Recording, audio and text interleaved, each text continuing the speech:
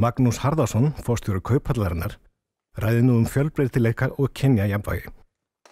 Bjóðum hann velkomin.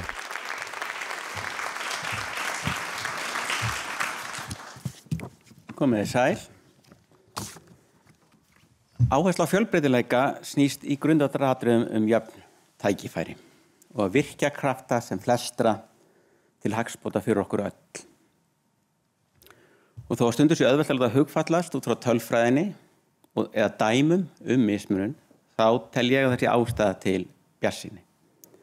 Tíðarandinn að færast í rétta átt, að fleiri áttar sig á því að áhersla á fjölbreytileika og jöfn tækifæri bæti samfélagi sem við búum í. Þetta kemur meðal annars fram í regluverki og leiðbeiningum og þá ræður fjölbreytileiki í auknum mæli hvert fjárfestar beina fjármuni sínum og rannsóknin sína, eins og reyndar hefur komið fram hér hjá mörgum hér áður, að ef rétt haldið á spilunum, þá hefur fjölbreytileiki jákvæð áhrif á frammistöðu.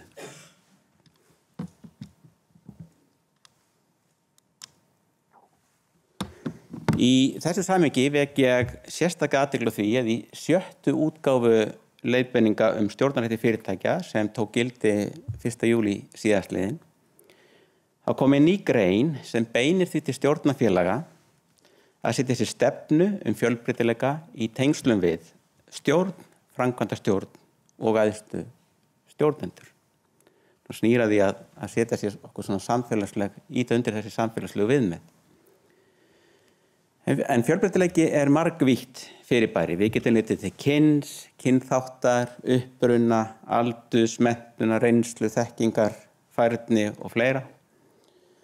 Og það ekki alltaf því auðvelt að mæla fjölbreytileika og meiri fjölbreytileika eina vítina getur við á kostnað fjölbreytileika á aðra. En svona að því sögðu og með þennan fyrirvari í huga þá ætla ég að varpa í ljósinu sér sérstaklega að kynja jafnvægi.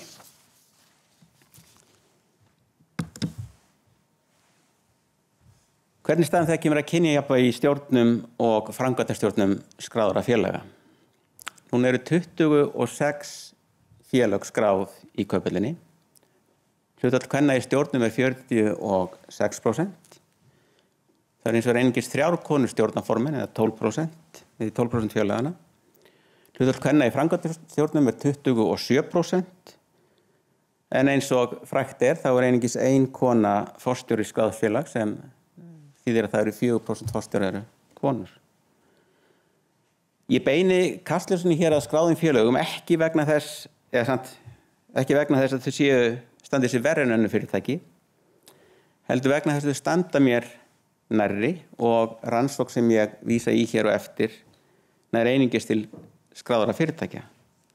Og það má reynda að segja skráðu fyrirtækin að þau eru mörg til fyrirmyndar þegar kemur að gegnsæi og eru mörg leiðandi í stjórnarháttum og þegar kemur að því að jafna hlut kynjana. Svona til samanburðar við skráðfélög þá má nefna hlutfall kvenna í stjórnum í öllum félögum á Íslandi með 50 eða fleiri starfsmenn einungis 34%. En lögin kynjajafnvægi í stjórnum ná einmitt til félaga með fleiri en 50 starfsmenn. Og þá hlutfall kvenna meðal framkvæmdastjóra í öllum fyrirtækjum í Íslandi með 50 starfsmenn 16%. En hvort sem litið til skráðra eða óskráðra félaga, þá vaknar óneitanlega svo spurning hvers vegna hlutfall kvenna meðal forstjóra og í framkvæmdastjórnum ekki almennt hærra og hvað til ráða.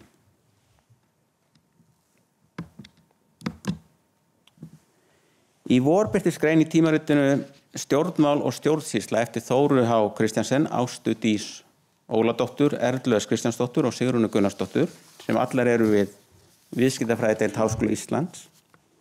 Og í greininni fjalla þær niðurstöður rannsóknar þeirra sem beindi sjónum að ráðningarferli forstjóra skráðra félaga.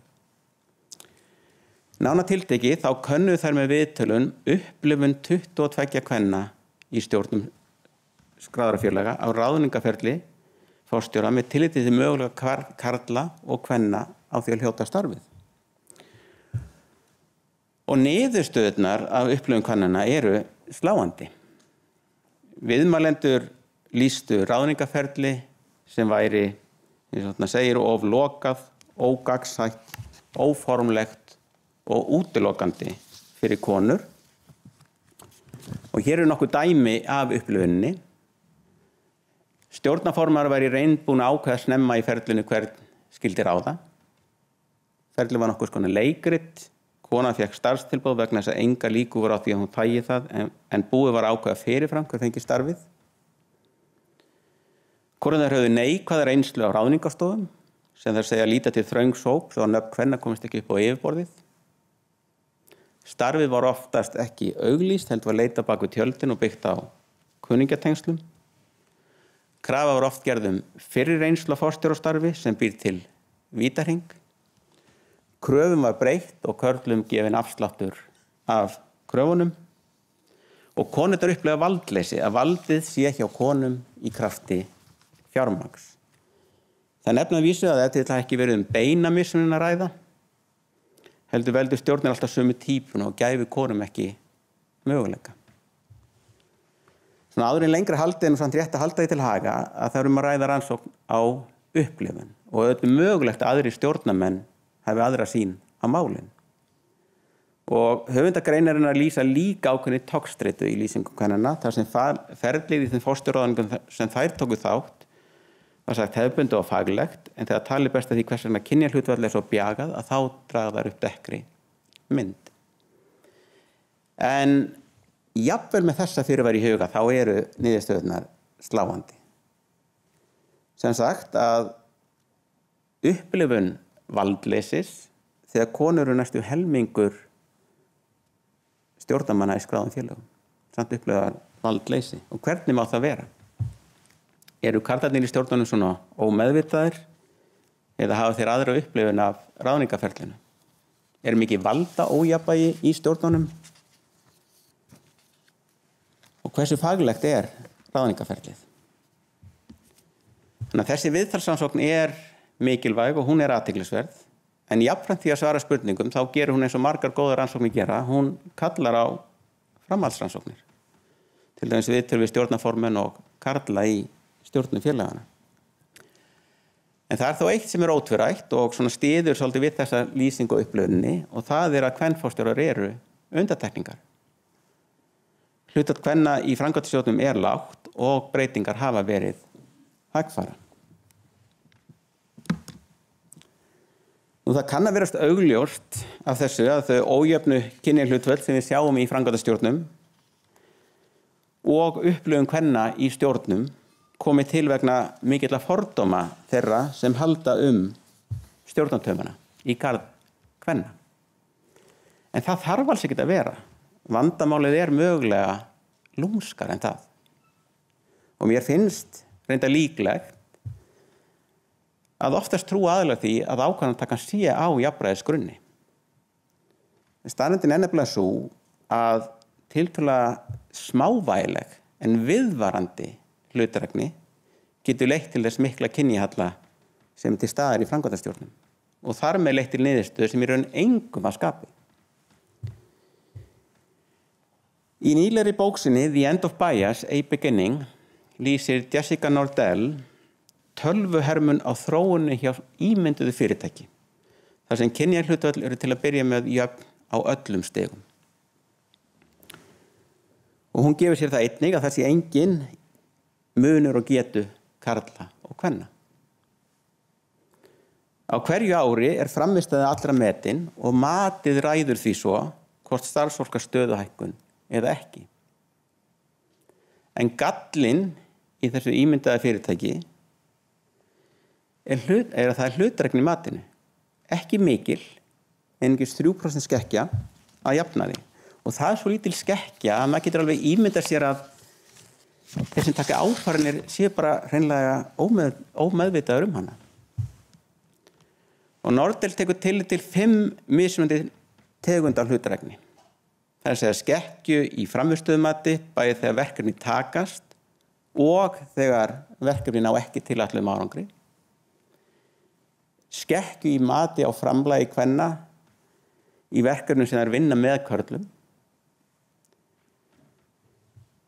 Skekkju sem felst í því að konur teljast erfiðar þegar þær vekja athygli á því að vera ekki metnar að verðleikum, og skekkju sem kemur til að því að konur fá færri tækifæri til að sinna verkefnum þar sem þær geta sýnt getur sína, svona láti ljós sitt skína. Og eftir 20 ár af slíkri lítilsháttar en viðvarandi hlutdrægni niðurstaðan 82% hlutfall karla í efsta laginu, framkvæmdastjórninni.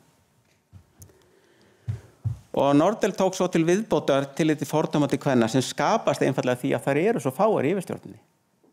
Og þá verður niðurstaðan til 20 ár 87% karla í framkvæmdastjórninni. Og það annað merkilegt sem hún bendir á, og það að rannsóknir benda til þess að ef maður trúir því sjálfur án gagnrýnar skoðunar að maður sé algjörlega óhlutdrægur og gerir engan greinamun á körlum og konum, að þá valdi það meiri hlutdrægni en ella. Leiðin til að takast á við fordóma virðist því ekki vera að gera ráð fyrir því að við séum öll eins, sem við erum klárlega ekki. Heldur, eins og hefur þetta komið fram í erindum margar hér fyrir í dag, að fagna því og sjá það sem styrkleika við erum mismunandi. En hvað til ráða? Eins og Nordell fer yfir í þessari bók, þá þarf að kljást við vandamálið á mörgum stigum. Með því að breyta því hvernig við sem einstaklingar hugsum, með því að breyta ákvörðunarferlum og menningu innan fyrirtækja og með því að hafa áhrif á samfélagsleg viðmið. Og það má grípa inn í vanabundna hugsun og hegðun starfsfólks með þjálfun sem eykur vitund þessa margumræddu ómeðvitu hlutdrægni og hjálpar okkur að forðast hana. Nú að því að varðar ferla innan fyrirtækja, þá viðruðu til dæmis nokkri viðmælendur í áðurnefndri rannsókn Þóru og félaga arftakaáætlun sem mögulega leið, og þá sérstaklega til að fjölga konum í framkvæmdastjórn. Staða í framkvæmdastjórn væri svo leiðin inn í forstjórastöðurnar. Og ég er sammála því að arftakaáætlun getur verið öflug leið, ekki síst þegar hún er hugsuð í samhengi við hið nýja ákvæði í leiðbeiningum stjórnarhætti fyrirtækja, sem leiðbeinir stjórnfélags að setja því stefnu fjölbreytileika og ræða árlega aðgerðir til að framfylgja henni. Þannig eru þessi mál reglulega í forgrunni. Og annað, arftakaáætlun kemur líka í veg fyrir að mál sé unnin í hasti. En það er nákvæmlega þá sem okkur er hættast við að láta staðalmyndir og ómeðvita hlutdrægni ráða ferðinni. Nú, það er einnig mikilvægt að auka gagnsæi og góð leið til þess er að hugsa út fyrir tengslanettið og auglýsa stöður. En það nægir ekki eitt á sér. Og eins og reyndar Jón kom með skemmtilegt dæmum hérna áðan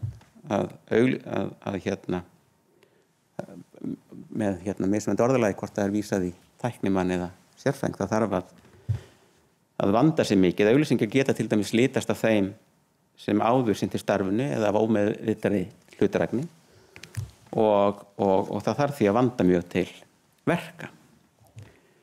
Nú þá þurfa kröfur einnig að vera skýrar fyrirfram og forðaspur kröfur sem skapa útilokandi vítahring, eins og til dæmis kröfuna sem viðmælendur í rannsókninni settu fyrir sig, það er að segja að verðandi forstjóri hafi verið forstjóri áður, og í ljósi hlutfalls kvenna í forstjórastól er slíkt augljóslega útilokandi fyrir konur.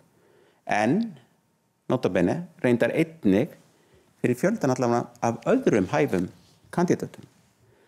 Framfari sem stuðla að kynjajafnvægi er nefnilega líka til þess fallnar að hleypa borðinu körlum sem aldrei hefðu annars séð til sólar. Nú, stjórnendur þurfa að leggja línurnar hvað telst ásættanleg hegðun á vinnustað og einnig að skapa umhverfi þar sem það er viðurkennt og því er fagnað að við erum ekki öll steypt í sama mót. Það sem áherslan er í raun á hvað við getum lært hvert af öðru og mikilvægi þess að mismunandi raddir heyrist. Nú, þá full ástæða fyrir fyrirtæki að veita stjórnendum aðhald í jafnréttismálum. Leiðir til þess væri til dæmis að tengja bónusa við árangur í þessum efnum eða krefjast rökstuðnings ef kynjahalli til staðar. Nú, þegar allt litið, þá leyfi ég mér nú samt að vera nokkuð bjartsýnn á breytingar. Það vissulega mikið verk óunnið, framfari hafa ekki verið nógu hraðar og upplifun kvenna í stjórnum af ráðningarferli forstjóra áhyggjuefni. En ég tel hins vegar, eins og ég nefndi hérna áðan, að tíðarandinn sé að breytast og við eigum góð tól og tæki sem munu hjálpa okkur við að gera betur. Og svona lokum vil ég segja að ég stend ekki hér vegna þess að ég þykist af allt á hreinu. Ég að læra og það sem ég hef minnst á hér verkefnalisti fyrir mig, ekki síður en aðra, en ég vil vera hluti af lausninni. Takk fyrir.